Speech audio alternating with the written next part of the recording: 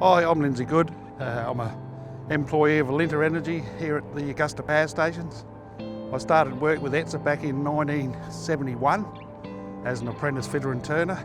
Then in '83 we came over here to Northern Power Station while they were building it, and then commissioned it in 1984-85.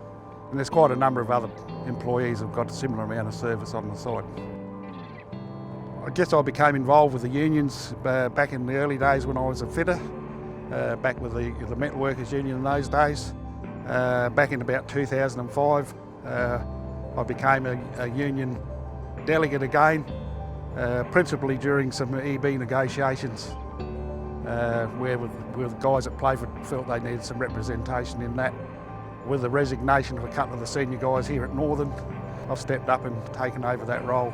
Gives you the satisfaction of being able to ensure that the guys that can keep their entitlements, and also to be part of the negotiations for our enterprise bargaining agreements. At times we've had to fight long and hard to achieve what we've been seeking, or just to maintain what we already had in place.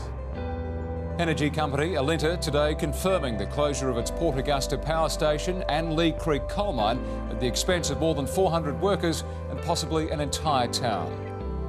Alinta workers knew the end was coming, but thought it was 15 years away.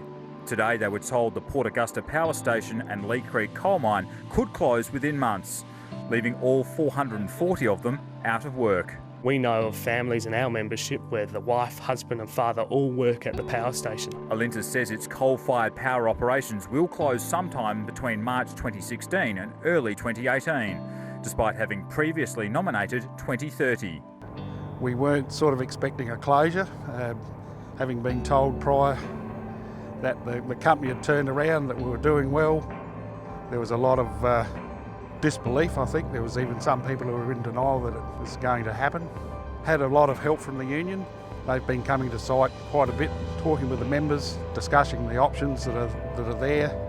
We've also entered into some negotiations with management with regards to a closure plan that we're getting attached to the enterprise bargain agreement.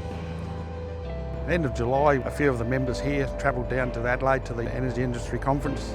A lot of the issues that are faces now were discussed at that conference. We had the opportunity to meet with state and federal politicians, and our key focus was to come up with an energy plan that we could input to the politicians to try and influence future direction for the electricity industry. I think it's important that workers be members of unions. It's there to protect their interests, to maintain their working conditions and wages. It also provides backup for people who have perhaps been unfairly treated or unfairly dismissed, that the unions can go in and fight for those workers' rights and sort of keep the system honest.